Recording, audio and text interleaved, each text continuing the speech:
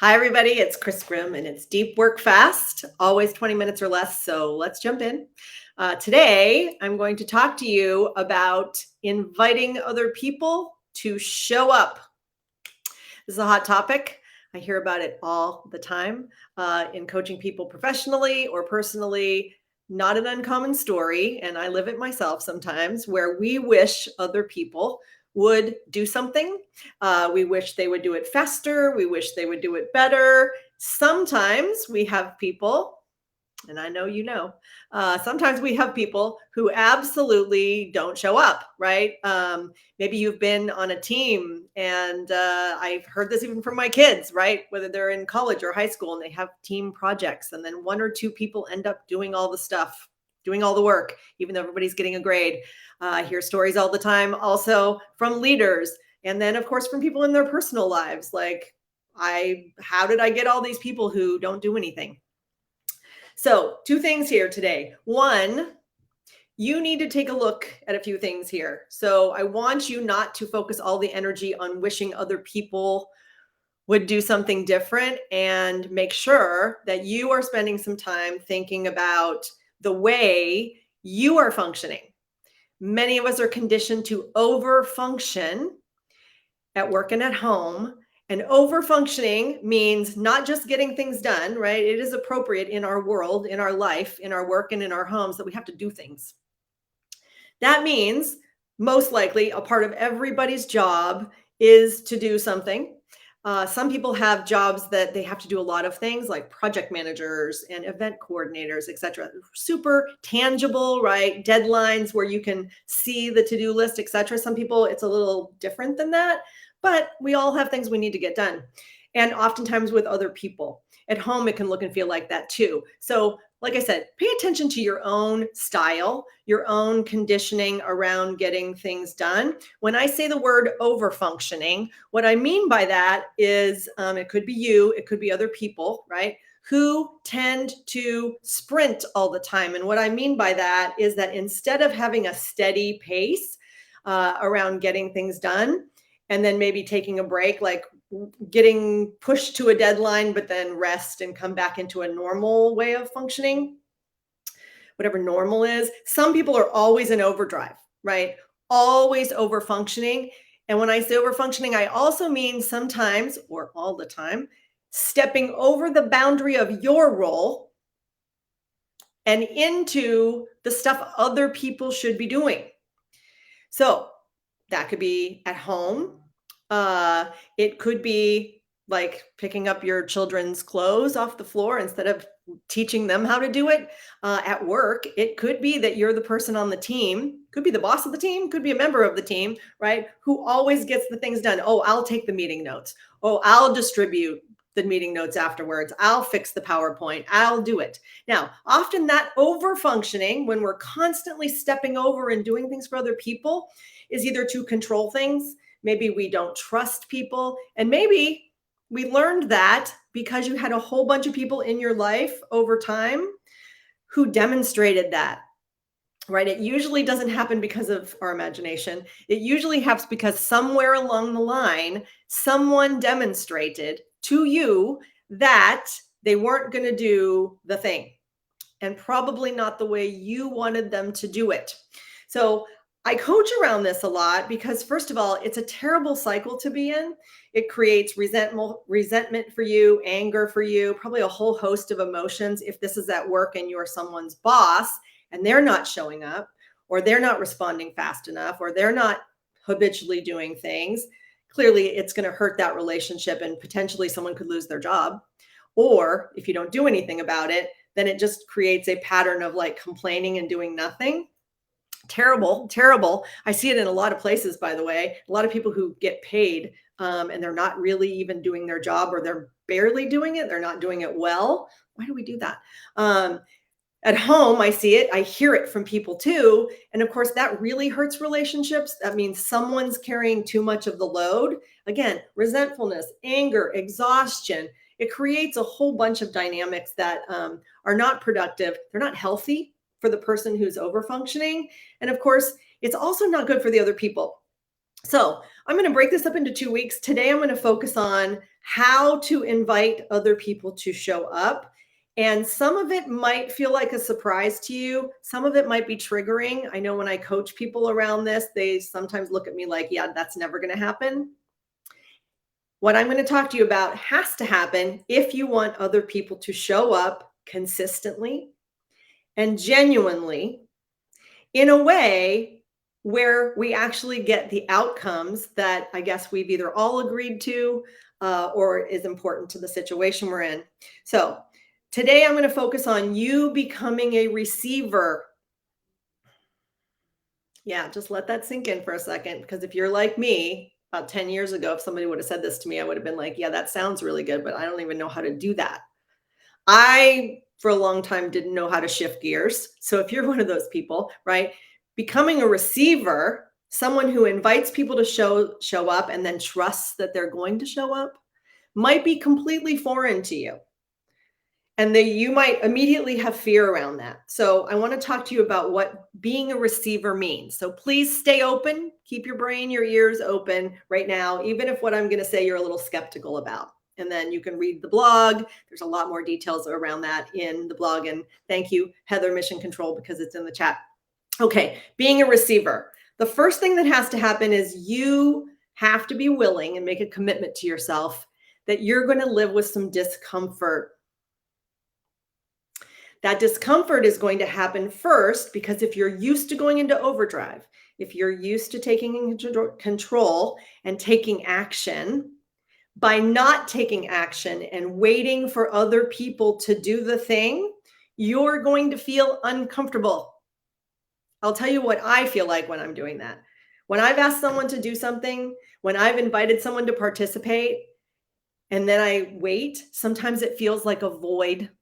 That waiting can feel like a really long time because I'm usually anticipating them. I still am learning, by the way, what I'm teaching you. Because I'm waiting and I'm kind of, some of me is a little afraid that if they don't show up or if they don't do it the way I think is good, that I'm going to have to clean it up or I'm going to have to do it anyway. So I want you to know that the first thing when we invite, and what we need to give it the space, right? We need to learn to live with the discomfort of waiting to see what the other people or other person is going to do. That discomfort lives in your body first. I just want to tell you that because I had to also learn that it's not my thoughts that are the discomfort. The thoughts create emotions, and the discomfort lives in your body. It's the anxiety that might sit in here.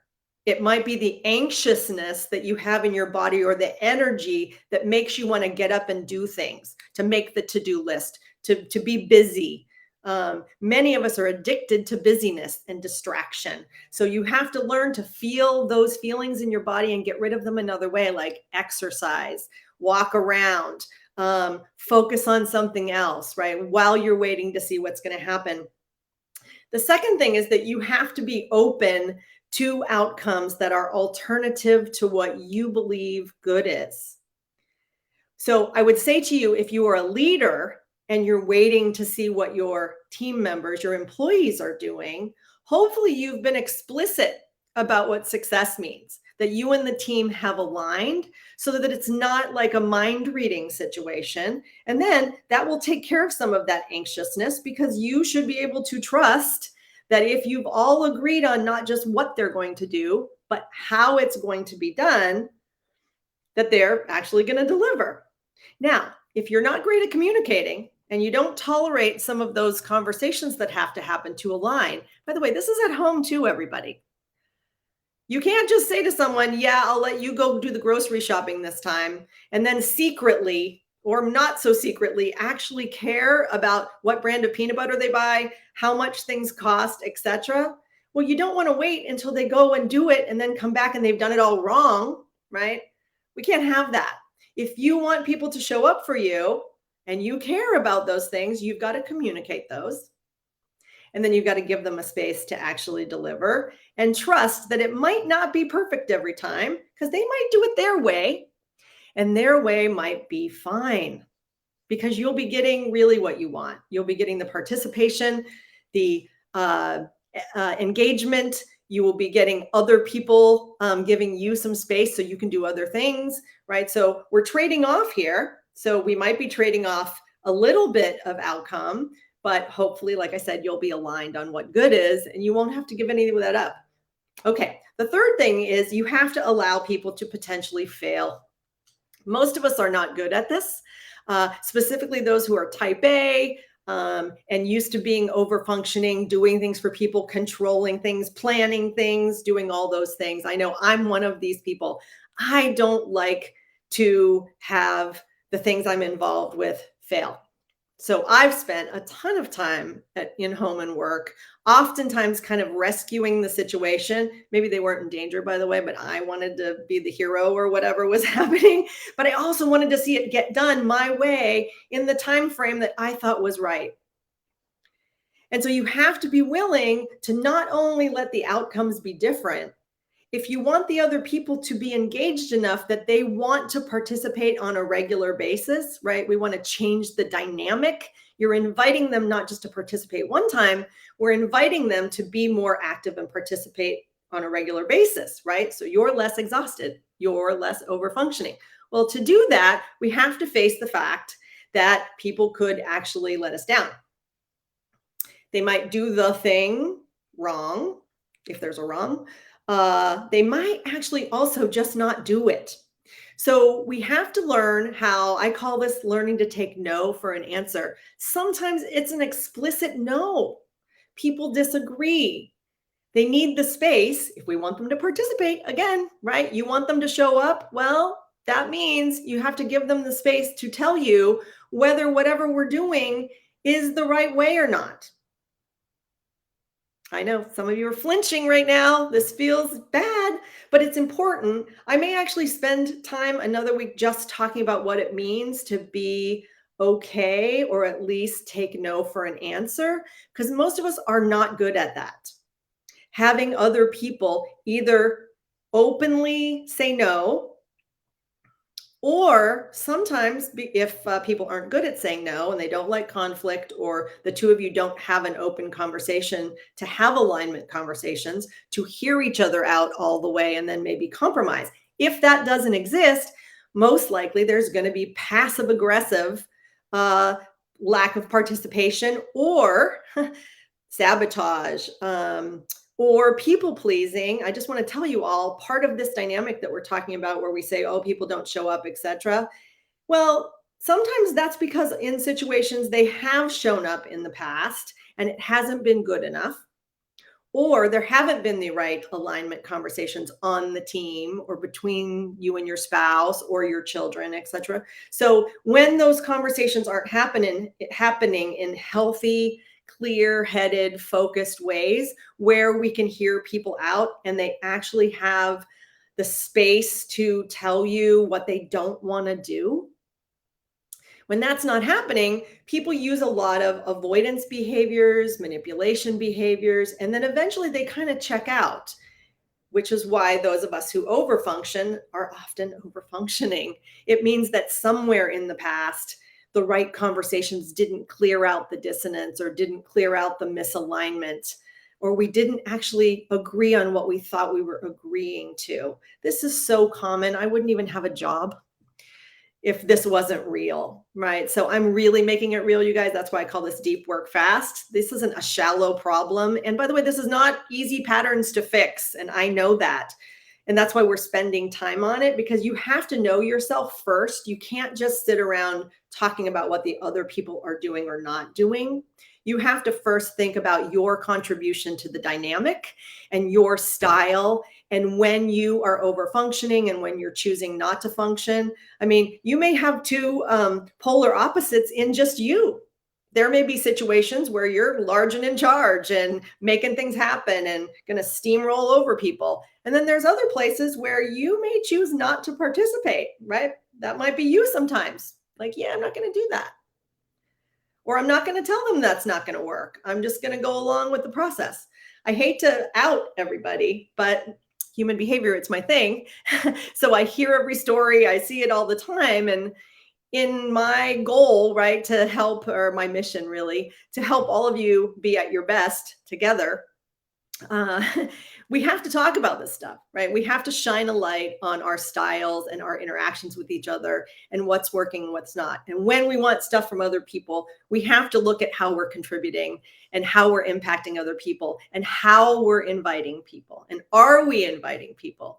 And when we invite people, can we actually create the space for them to show up? And then, like I said, live with the reality of what that means. And the last thing I want to say is that you have to own your experience without imposing it on other people. And what I mean by that is if you're uncomfortable with the way they're performing, let's say, and it's a work situation, there are ways to talk about that. But you have to know first, are they really not performing? Or are they not just doing, they're just not doing what you want? There could be a difference between the two. And I think a lot of times on teams, frankly, because I work with a lot of teams, there's confusion around that. Like people have a role and they have their job to do. And then there might be all these other expectations that you have of them or others have of each other, but they're not explicit. And, or maybe one time someone did something special and they don't plan on ever doing it again, but we think they are, right? This is the kind of stuff that creates these dynamics where we start expecting things from other people. And then when they don't do those things, we're mad about it.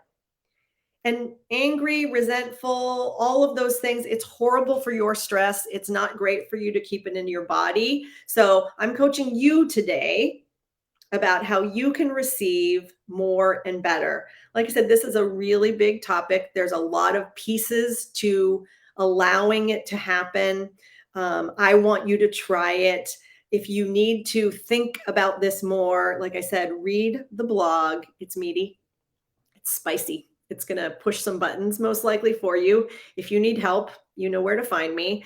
And then, like I said, I think next week we're going to revisit this, but not the same part of it. We are going to dive into accepting no, dive into disappointment. Thank you, Julie O'Leary. Thank you for that, for sure. I know disappointment, resentfulness, anger, all the things that happen when other people don't show for us, they tend to kind of accumulate.